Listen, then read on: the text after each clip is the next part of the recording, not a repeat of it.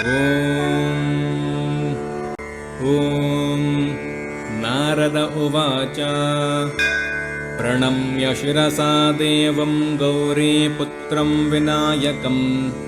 भक्तावासं स्मरेन्नित्यम् आयुः कामार्थसिद्धये प्रथमं वक्रतुण्डं च एकदन्तं द्वितीयकं तृतीयं कृष्णपिङ्गाक्षं गजवक्त्रं चतुर्थकं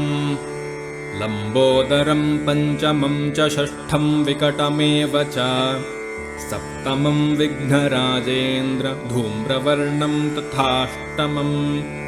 नवमं भालचन्द्रं च दशमं तु विनायकम्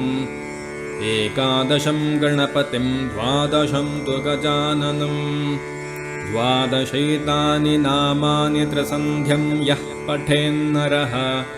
न च विघ्नभयं तस्य सर्वसिद्धिकरः प्रभुः